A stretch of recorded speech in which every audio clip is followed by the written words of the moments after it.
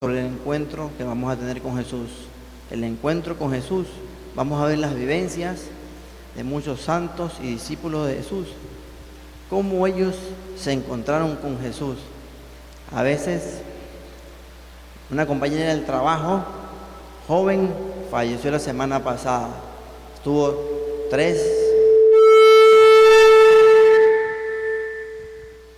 tres semanas enferma y falleció. Una chica joven, pero mucha gente decía, qué bestia, cómo la vida la ha tratado, murió muy joven, tenía una vida por delante, recién había sido designado a un puesto importante, pero realmente fue la voluntad de Dios que se la llevó. Yo les digo que es una bendición también haberse enfermado antes de encontrarse con el Señor, porque en ese momento de la enfermedad hubo un tiempo ya de preparación para poder encontrarse con Jesús. Entonces, muchas personas encontramos a Jesús en ese momento, en la desesperación, cuando nos dice usted tiene un cáncer fulminante, cuando tiene una enfermedad mortal, o cuando le dice usted tiene ya tantos días o meses de vida para morir. Entonces ahí comenzamos nosotros buscando desesperadamente, queriendo encontrar a Jesús. Entonces, ¿cómo fueron llamados los discípulos? ¿Cómo ellos comenzaron a encontrarse con Él? Vemos, ya hemos hablado sobre un Jesús que es la palabra de Dios, un Jesús que es el Cordero de Dios, que quita el pecado del mundo, y también hemos conversado sobre Juan Bautista. Juan Bautista que reconoció al Mesías. ¿Cómo lo reconoció? Cuando estaba en el río Jordán, cuando estaba bautizando, entonces vino una paloma, se postró encima de Jesús. Entonces fue ese signo que le dio Dios, que le dijo y pudo reconocer al Mesías. Ese es el símbolo del Espíritu Santo, una paloma que se posó sobre la cabeza de Jesús. Entonces, así descubrió Juan Bautista. Ese es el signo que le dio Dios para que pueda descubrir a Jesús. Entonces, ¿cuál es el signo de nosotros? ¿Cuál es el signo que Dios nos ha puesto al frente para que nosotros podamos descubrir a un Jesús? ¿Y cómo vamos nosotros a descubrirlo? ¿Cómo vamos a encontrarlo? Bueno, primero que todo, descubrir las virtudes de muchos santos, de muchos discípulos, para poder asimilarlo de la misma manera y proyectarnos a ese encuentro que nosotros queremos tener con Jesús. Juan Bautista, ¿cómo lo encontró? Con mucha humildad, porque él respondió que ni siquiera era capaz de desatarle las correas de sus sandalias, por ser él el Mesías. Entonces, ¿cómo lo encontró? Con mucha humildad. Y esa humildad también tenemos que ser nosotros, reconocer la grandeza de Jesús. Entonces, ¿cómo vamos a ser buenos evangelizadores? Primero, teniendo un encuentro personal con Jesús, pero un encuentro como nuestro Salvador, como nuestro Señor, reconocerlo como nuestro Señor, para poder dar el mensaje de Dios. Pero no solamente dar el mensaje de Dios, no solamente hablar bien, sino que también el mensaje tiene que estar congruente con nuestras vivencias. Tenemos que nosotros dar un testimonio de vida como un verdadero hijo de Dios. Y Juan Bautista, él, como buen evangelizador que es, se encargó también de preparar a Juan y Andrés. Juan y Andrés ya habían sido preparados. Esto es que ellos antes de conocer a Jesús, en un encuentro de evangelización, ellos ya anteriormente habían sido pre-evangelizados. ¿Quién se encargó de eso? Juan Bautista. Mira, Juan Bautista los preparó también a Juan y Andrés. ¿Qué pasó cuando Jesús tuvo ese encuentro con Juan y Andrés? En algún momento dado ya Jesús los tuvo cara a cara. En Juan capítulo 1, versículo 38, ahí están las primeras palabras de Jesús. Cómo Jesús se introduce en ese evangelio precioso que es el evangelio de San Juan. ¿Qué dijo Jesús? Se acerca a Juan y Andrés. Juan y Andrés estaban recelosos, estaban con una cierta timidez. Y en Juan 1, capítulo 1, versículo 38, el Señor dijo las primeras palabras. ¿Qué buscan? ¿Qué buscan? Miren, Él siempre da esa iniciativa. Siempre ese que busca significa que de antemano nos está regalando su gracia. Y la gracia siempre es de Dios. La gracia es gratuita. Nosotros, inmerecidamente, el Señor nos regala eso.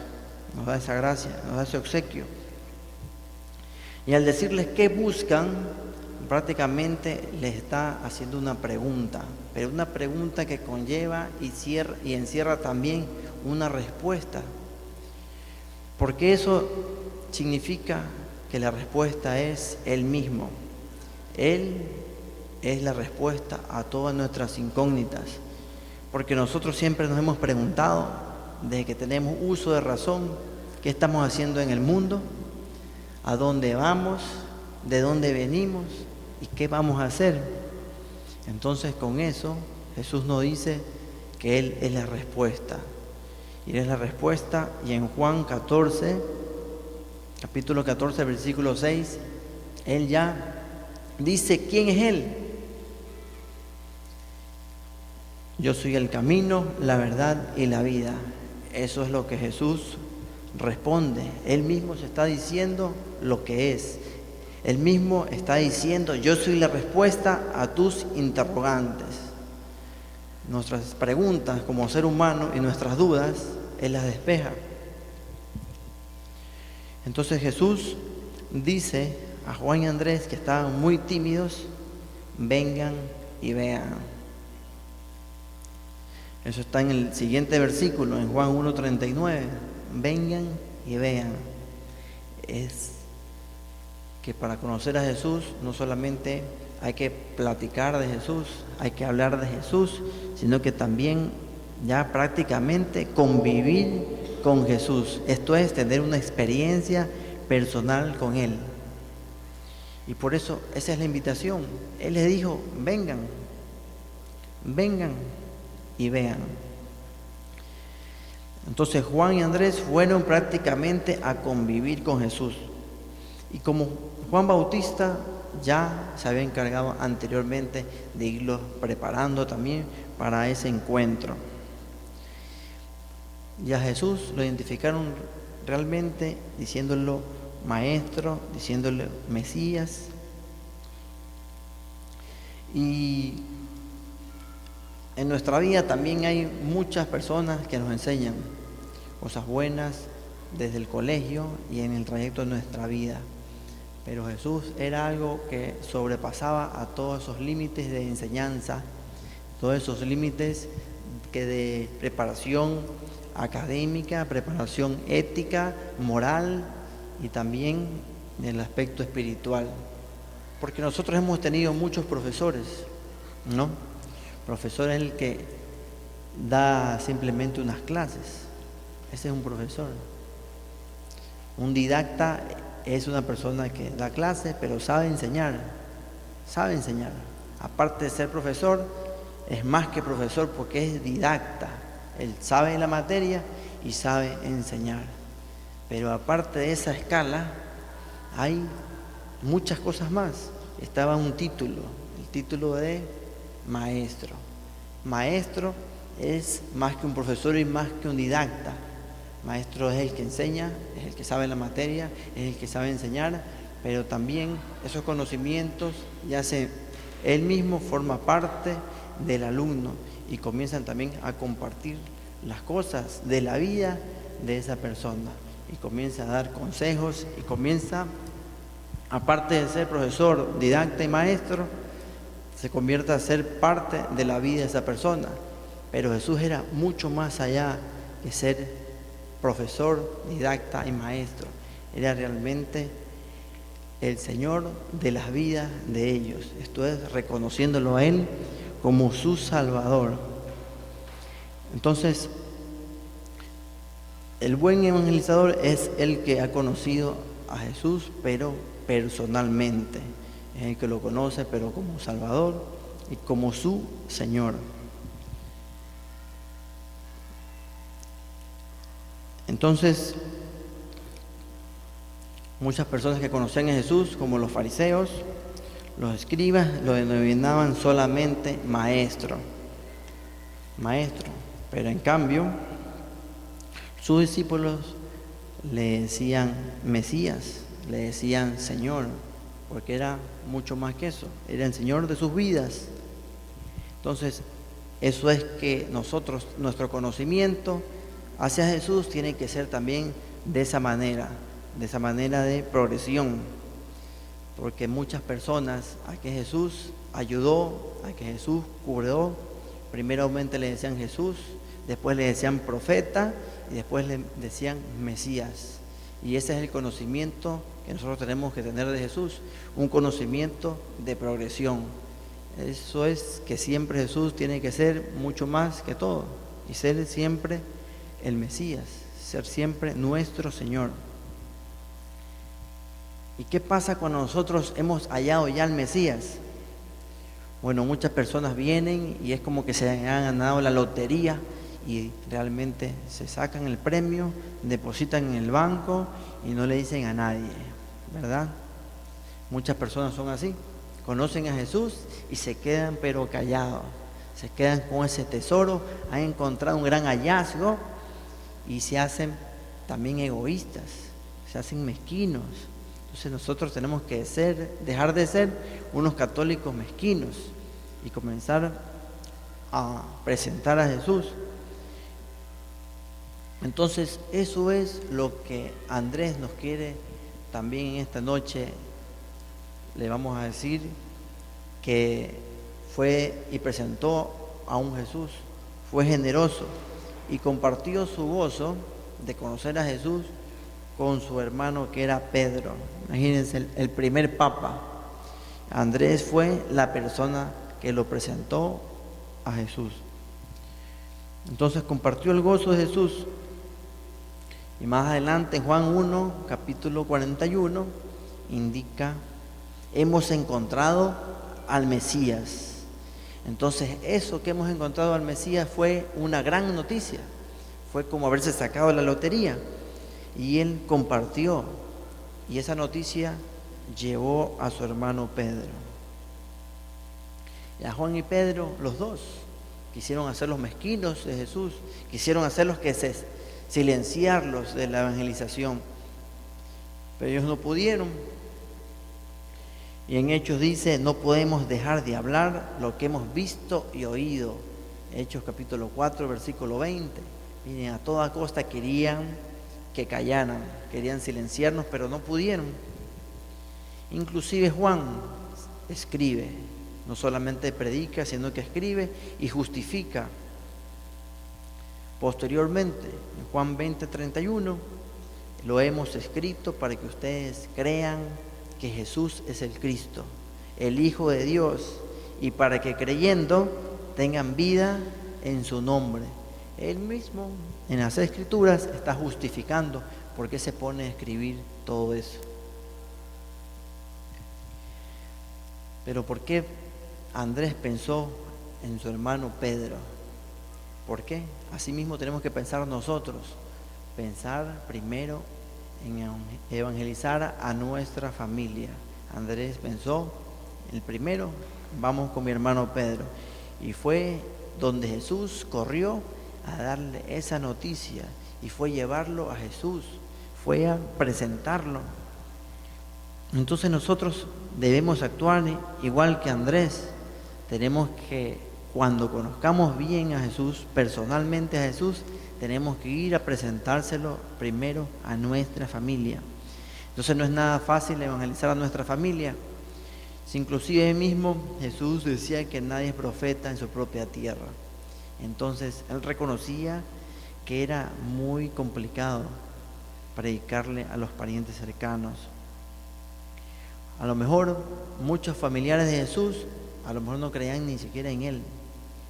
A veces Jesús podría orar por una persona y estas personas, por falta de fe, a lo mejor no sanaban. Entonces es importante también orar por nuestra familia. Y si tenemos unos familiares que son duros, con un corazón de hierro, para eso también hay armas espirituales a través de la intercesión. Hay que buscar ese poder en la oración de la intercesión. Así mismo en una oportunidad estaba un pensador y teólogo, Tomás de Aquino, ¿no?, que es santo, Tomás de Aquino. Entonces iban a discutir con unos judíos acerca de la religión. Entonces discutieron toda la noche, ¿saben? Hasta que ya se agotaron los dos y se fueron ya a dormir. ¿Sabes qué? Démonos una tregua, porque ya son las 5 de la mañana y no nos hemos puesto de acuerdo. Entonces lo que hizo él fue, convoquémonos para el siguiente día, y ya fue Santo Tomás de Aquino, y dice, ahora sí voy a estar preparado, voy a hacer una navaja, que les voy a dar duro aquí con las escrituras, y se quedó en vela, no durmió para nada, y comenzó, lloró, pasó toda la noche hasta el siguiente día, se fue ante el sagrario y comenzó a orar. Entonces al siguiente día vinieron todos esos judíos que lo habían hecho pasar mala noche, y gracias a eso pasó buena noche el Señor, y directamente él está ya teniendo en la punta de la lengua lo que les iba a decir, pero ellos se adelantaron. Y los judíos que dijeron, ya Tomás, ya no venimos a dialogar, ya no queremos dialogar contigo más. Hemos venido directamente a bautizarnos. Entonces Santo Tomás de Aquino, miren, sin mucho verbo al siguiente día, ya el Señor se había encargado y el Espíritu Santo, a través de esa oración y la intercesión, ya les había tocado el corazón a esas personas. Vinieron directamente a bautizarse. Entonces nosotros no podemos eludir también nuestra responsabilidad que tenemos con nuestra familia. Así estén algunos muy descarriados, entonces tenemos que contar con esa oración y la intercesión, porque no solamente es con nuestras fuerzas, sino también con el poder de Dios, con el poder que viene de lo alto. Entonces vamos a ver otros encuentros que han tenido discípulos de Jesús. Y en el caso de Pedro, ¿qué pasó con Pedro? ¿Qué pasó ese impacto con Jesús? ¿Qué pasó esa primera vez? A ver, ese amor a primera vista. ¿Qué pasó con Pedro? ¿Por qué es que lo hizo papa? ¿Cómo es que Pedro se pudo palanquear tan cargo jerárquico de la iglesia? A ver, vamos, fue Jesús, lo quedó mirando y le dijo de entrada, tú eres Simón, hijo de Jonás, tú te llamarás Cefas. Más adelantito en Juan 1, capítulo 42. Entonces, miren lo que le hizo. De entrada y sin tapujos, el Señor le dijo, no, tú ya no te llamas él, te llamas tal persona. Le cambió el nombre, imagínense. Es como que usted conozca una persona y de una usted le cambie el nombre o le ponga algún apodo. Entonces, imagínense. Entonces Jesús vino, le cambió el nombre. ¿Y qué significa este cambio de nombre? Significa que ya tiene una nueva relación con Dios. Y no solamente le cambió el nombre a Pedro, sino que también le cambió el nombre a algunos personajes de la Biblia, del Antiguo Testamento. A Abraham le cambió por Abraham, ¿no? También a Jacob, que significa embustero, significa estafador, significa engañador. Eso significa ese nombre, Jacob. Pero vino Dios y le cambió el nombre, le puso Israel, que significa príncipe de Dios. Le cambia el nombre también a Jacob. Y Pablo también, pues, acuérdense que Pablo, antes de su conversión se llamaba Saulo. Entonces le dice, no, ahora te llamas Pablo. Entonces todos estos cambios de nombres, ¿qué significa?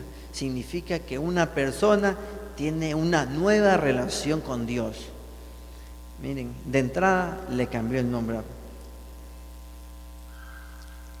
Entonces Pedro fue al encuentro con Jesús y terminó no solamente cambiado de nombre, sino que también con una vida nueva. Y San Pablo también le cambiaron el nombre. Por eso es que él mismo dice, soy nueva criatura en Cristo. Soy nueva criatura en Cristo. Y Jesús también dice, sí, realmente ustedes son nueva criatura. Ustedes son nuevas personas. Y también Jesús dice en Juan 3:3, habla sobre un nuevo nacimiento. Van a nacer de nuevo.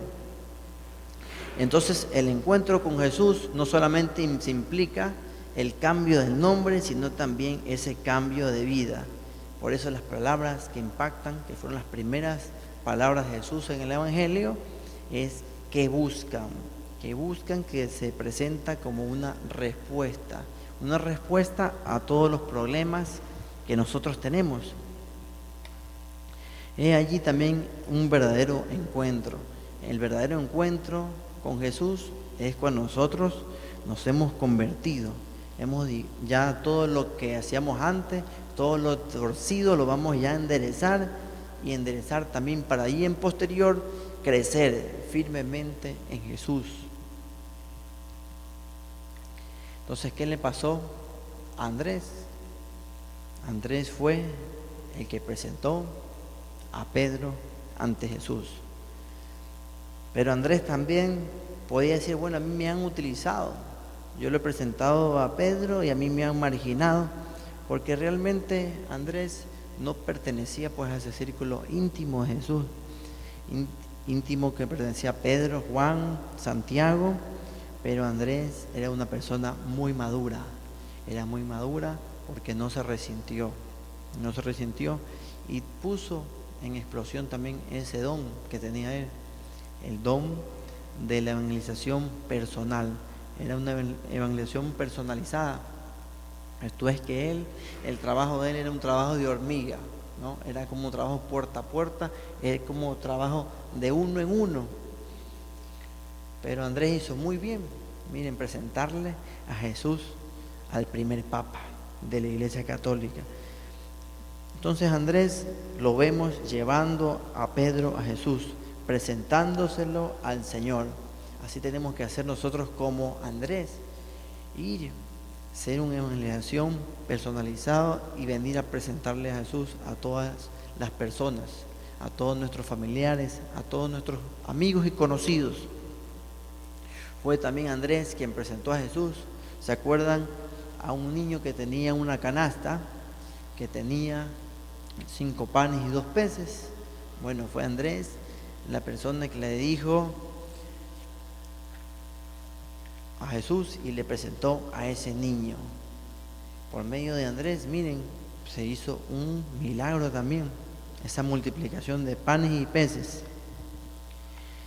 Entonces nosotros tenemos cada uno un don. Una persona sirve para algo, otra persona sirve para otra cosa, pero todos tenemos un don que nosotros tenemos que vivirlo, tenemos que ya practicarlo, y nosotros ese don tenemos que descubrirlo simplemente haciéndolo. Si no, nosotros estuviéramos 20 años sin caminar. ¿Cómo se camina? Caminando. Ustedes han visto pues que alguien nade por un curso de nado por internet. No, necesitamos agua, necesitamos una piscina. Así mismo con los dones, nosotros el don tenemos que ejercitarlo, y si no lo conocemos hay que lanzarse nomás, pero no, ese don que lo tenemos no debemos nosotros enterrarlo, nosotros no tenemos que ocultarlo, nosotros tenemos que ponerlo al servicio de la comunidad. ¿Qué le pasó a Felipe? Bueno, Felipe tiene otro caso. Con mucha facilidad encontró a Jesús. Felipe, después de su encuentro con Jesús, también, ¿qué buscó? buscó a un amigo que se llama Natanael. ¿Y cómo lo presenta a Natanael? ¿Qué le dice de Jesús? Le dice: hemos hallado a aquel de quien escribió Moisés en la ley y los profetas. Felipe era una persona estudiosa, una persona que tenía muchos conocimientos bíblicos. Era una persona que antes de conocer a Jesús sabía que iba a venir y se preparó. Se preparó con lo que ya estaba escrito, con lo de los profetas. Él se había preparado leyendo las escrituras. Entonces ese acercamiento con Jesús fue muy fácil, se facilitaron las cosas. Y bien dice Jesús en Juan 5, capítulo 39, escudriñen las escrituras porque ellas hablan de mí. Y escuchando las escrituras, ahí viene también la fe, viene como resultado de oír el mensaje de Jesús. Entonces, este acercamiento a las Sagradas Escrituras sirven también para nosotros podernos encontrar personalmente con Jesús.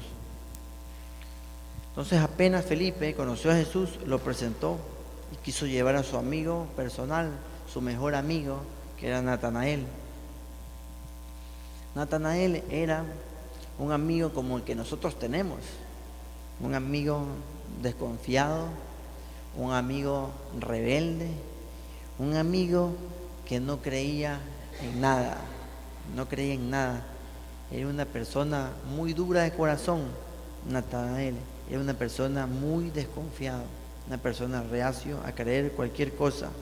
Es más, desde antes de conocer a Jesús, ya estaba diciendo que Jesús no era nada bueno, simplemente porque él había salido de un pueblo, Nazaret.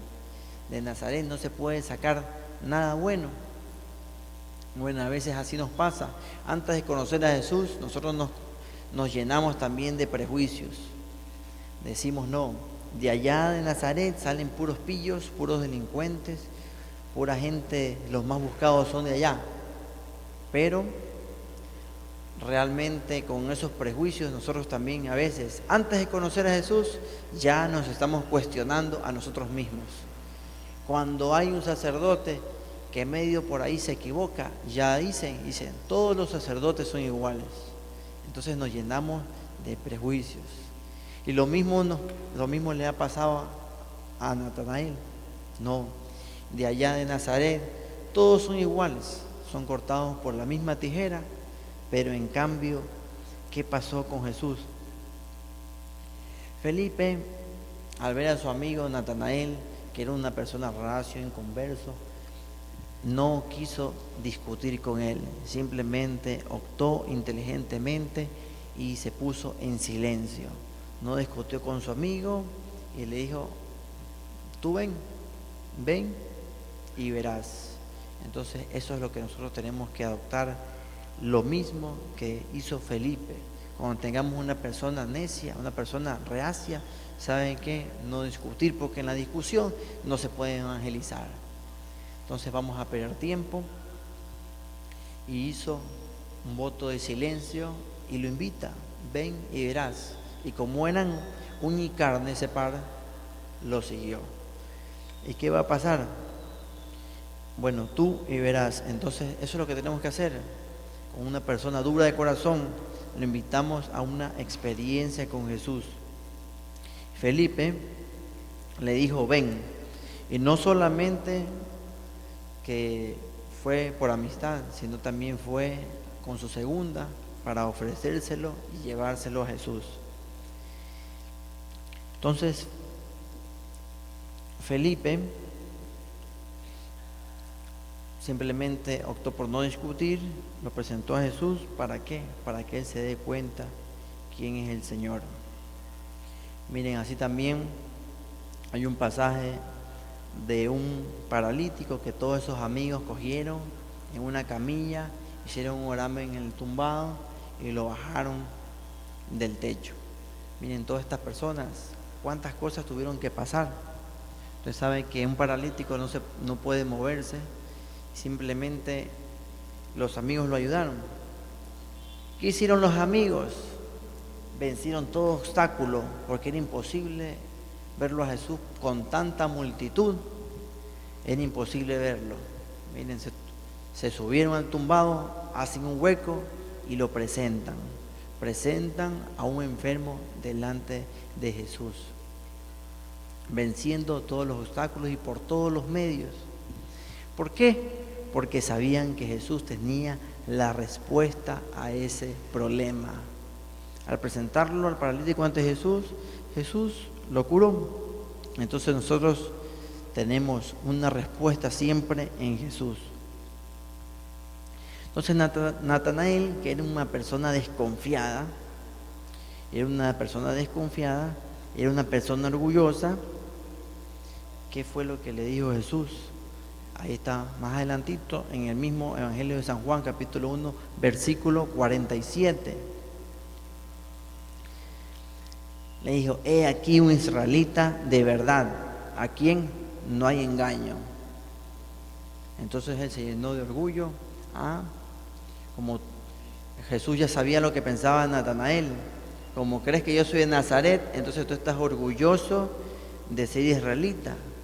Miren, primero se crece el orgullo de Natanael. He aquí un israelita de verdad, a quien no hay engaño.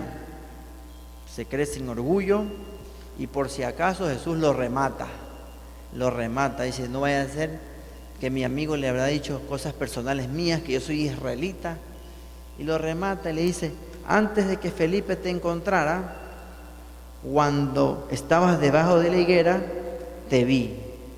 Juan 1, capítulo 48, te vi. O sea que ya no había duda, ya no le iba a reclamar a su amigo, oye, ¿por qué le has contado que yo soy israelita? Miren, antes de que Felipe te encontrara, cuando estabas debajo de la higuera, te vi. Con esas palabras fueron suficientes para que Natanael se diera cuenta de que estaba al frente de él un signo que Jesús puede ser reconocido por él. Y en ese momento lo reconoció a Jesús como Mesías. Se dio cuenta y por eso es que no solamente le dice maestro, hijo de Dios, sino también rey de Israel. Entonces, asimismo, Jesús da ese primer signo. Jesús se le adelantó a Natanael. Entonces nosotros aquí, como católicos, tenemos que también descubrir, a ver qué signos nos ha dado Dios de la existencia de un Jesús, pero no un Jesús en la cruz, sino un Jesús vivo, un Jesús resucitado, un Jesús que da vida y no muerte. Entonces tenemos que nosotros descubrir todas esas experiencias espirituales. O sea que Natanael fue descubierto por Jesús y fue definido también como un hombre israelita, un hombre sin engaño, un hombre a carta cabal, destacado por su honradez, por su rectitud. Y estas condiciones fueron también presupuestos para poder él acercarse a Jesús, para también tener ese acercamiento y descubrir a Jesús ya personalmente. Entonces muchas personas tendrán dudas acerca de la religión y básicamente la mayoría de personas que dudan son personas que tienen una vida desordenada. Para esto lo primero que hay que hacer es ir al sacramento de la confesión, perdonando los pecados para que se despejen estas dudas. Entonces, aceptar primero la confesión. ¿Por qué? Porque el problema del hombre no solamente es intelectual, sino también de carácter moral. El pecado turba también nuestra mente, ¿no? Nos desconcierta. En cambio, si vamos al sacramento de la confesión, nosotros estamos en paz con Dios, en paz con nosotros mismos, y es más fácil aceptar también el camino de Dios. Entonces muchas personas están en fiestas, en borracheras, y se les pregunta cómo pueden encontrar a Jesús. Y a veces se ponen tristes porque dice, tengo que dejar esta vida que es bonita, pues una vida de fiesta, una fiesta continua. Entonces piensan que cuando dejen las fiestas realmente van a estar muy tristes, muy infelices, van a caer en depresión porque se han hecho dependientes también de las fiestas y de las borracheras. Entonces se ponen tristes cuando se les dice vámonos a un retiro o vámonos a un encuentro con Jesús. Y lo que no saben y la experiencia es que es todo lo contrario. Cuando vienen a un encuentro con Jesús, realmente se sienten más alegres que cuando se emborrachaban. ¿Por qué? Porque un amigo tuvo encuentro con Jesús en un retiro y él se dedicaba a andar libando todos los días y hacer competencias de borracheras con las mismas familias, y quién se emborrachaba más rápido, mi esposa o yo, quién se emborrachaba más rápido, mis hijos mayores, quién dura más, y pasaban en competencias alcoholizándose. Entonces era una alegría del mundo continua, ¿no? Con mucho lamento. Él se entristecía y fue a ese retiro acompañado pues con una caminera de licor en el bolsillo, y fue borrachito al retiro, Bueno, se fue borrachito, pero después de ese retiro regresó también más borracho de lo que iba, pero borracho por haber tomado tanto vino, pero el vino del Espíritu Santo, vino borrachito en el Señor. Entonces, esos encuentros personales con Jesús no solamente significa que le cambian el nombre a la persona, sino que le cambian también toda la vida. Entonces, eso fue importante, ese retiro. Y no vino triste, sino que vino más alegre todavía. Y eso es lo que el Señor le advierte y le dice a Natanael: mayores cosas verás. Porque esas borracheras significan falsa felicidad. El mundo nos ofrece, ¿no? Son momentos de alegría, pero realmente después hay chuchaqui económico por sales gastado, chuchaqui moral, chuchaqui familiar porque la familia sufre, y también un chuchaqui espiritual también. Y le estamos dando palo a nuestro cuerpo, pasando mala noche también. Entonces, Jesús nos ofrece todo lo contrario, nos ofrece una vida, y vida en abundancia. Entonces, eso no nos ofrece el mundo. El mundo ni siquiera conoce lo que es vida, por eso no nos puede ofrecer el mundo algo que ni siquiera conoce. Entonces, nosotros tenemos que encontrar el camino del Evangelio. Entonces, Jesús salió ya al encuentro de nosotros. Ha salido a buscarnos porque por algo estamos aquí sentados. Jesucristo ya nos encontró. Jesucristo ya nos está colmando con toda su gracia, y una gracia que es gratuita y sin ni siquiera merecerlo nosotros. Entonces Jesús en esta noche te dice también, y parte el Evangelio y te dice: ¿qué buscan? ¿Qué buscan ustedes? Y esa pregunta conlleva también una respuesta, la respuesta de Jesús. Jesús es la respuesta a todas nuestras preguntas, a todos nuestros problemas. Esa es la única respuesta y la respuesta más aceptada. Entonces nosotros tenemos que dejar ese Jesús de ahí que está aquí en la cruz y hacerlo ya nuestro. Tenemos que hacer lo mismo que han hecho los discípulos, tener esa convivencia con Jesús, tener esa experiencia personal de Jesús, para así crear también ese compromiso, el compromiso de una nueva evangelización, el compromiso de evangelizar a todas las personas que veamos en nuestro camino. Y aquí nace también el compromiso, no solamente compromiso, sino también hacer una verdadera vocación de cada uno de los evangelizadores, que tenemos que ser nosotros, porque para eso hemos sido llamados. Amén.